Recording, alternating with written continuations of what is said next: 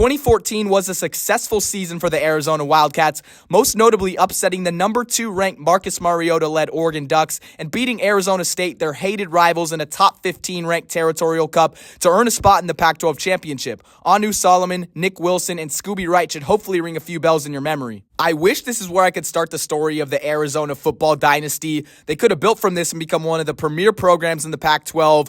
I hope you Arizona fans all enjoyed the wild ride of 2014 because you guys were never relevant again after the season. Until now, in 2023, I'm going to take you guys through the resurgence of the Arizona football program. Let's go. From 2014 onwards, there were a couple 7 and 6 years sprinkled in there, but the overall trajectory of the program was on a downward trend. Coach Rich Rodriguez showed so much promise within his first 3 years of leading the Wildcats starting in 2012, but it ended up turning into a whole lot of nothing, mediocrity, and disappointment from the fan base. His tenure came to an end in shocking fashion in 2017, getting fired due to sexual assault allegations. Damn, you can't do that. He admitted to having an extramarital affair, but denied all allegations of other sexual misconduct. That's a quote. If you're wondering about Rodriguez today, he's coaching at Jacksonville State, an upstart program in the Conference USA, and they're actually having a great season. Next up in 2018 was the start of the Kevin Sumlin era in Tucson. He had led Houston to 12-1 in 2011 as the head coach before taking over the reins at Texas A&M.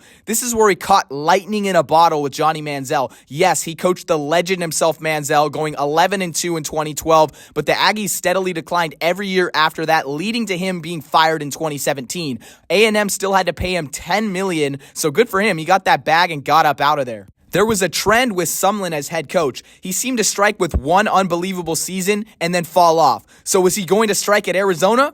No, he just failed from the jump, going 5-7, 4-8, and then a grand finale of a winless 0-5 2020 season. Although I'm not going to go hard on him, the COVID season was weird, but then you guessed it, he got fired. At this point, Arizona was seen as a joke of a program. This time, there was no room for error by the U of A athletic department in the selection of a head coach. If they missed, they would likely be stuck in the basement of college football for more decades to come. So for the 2021 season, they decided on a guy named Jedd Fisch. Fish had been an assistant coach with 7 NFL teams. His most recent experience was with the Patriots as quarterbacks coach in 2020. However, Fish had no previous head coaching experience at the FBS level except as an interim for 2 games for UCLA in 2017, which could have been seen as a risky hire by some. But none of this mattered because Jedd Fisch is the best thing that ever could have happened to the Wildcats, and this is what all started the rise of Arizona football that we know today. It wasn't all sunshine and rainbows. As the first season under Fish, the Wildcats went 1-11. But it's okay, a program can't be built overnight, and this was all part of the rebuilding process.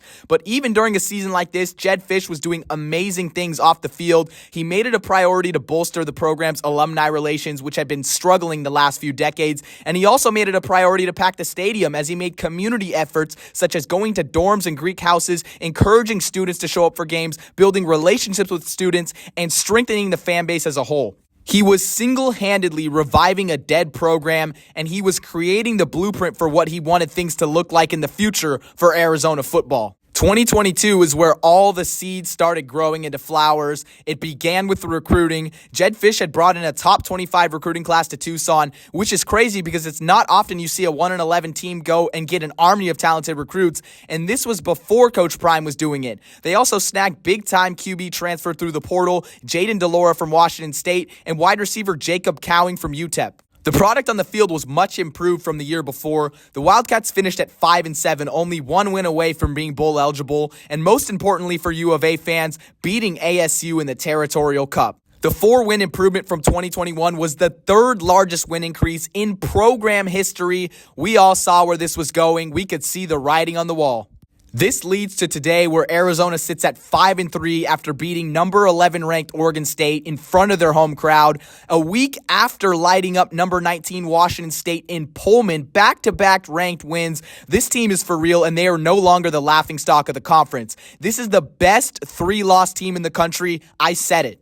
Arizona has been competitive in every single game they've played and could very well be undefeated at this point. The 3 losses are very deceiving and can cause other teams and the media to look over them. They lost a heartbreaker in overtime on the road early in the season against Mississippi State. Their second loss was a 1-score game against a top 10 Washington team who was now top 5 and primed to reach the college football playoff.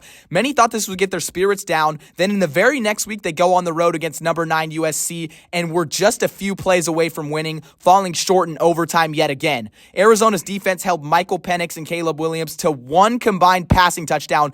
These are the 2 of the best QBs in the sport. This team is really good. During all of this, there has been a surprise star for the Wildcats. After starting quarterback Jayden DeLauro went down with injury in Week 4 versus Stanford, freshman Noah Fafita has stepped up and made the most of his opportunities. He's been balling out with 11 touchdowns to only 3 interceptions, looking extremely comfortable out there for a freshman, and he just may be the future quarterback of this program. Of course, I can't only mention Fafita. His weapons at wide receiver, such as Jacob Cowing and Tetairoa McMillan, are dogs. Arizona has already matched the win total from last year. They have their toughest games of their schedule out of the way. They are in an extremely good position as far as bowl eligibility goes. So I think it's safe to say that Arizona football is back.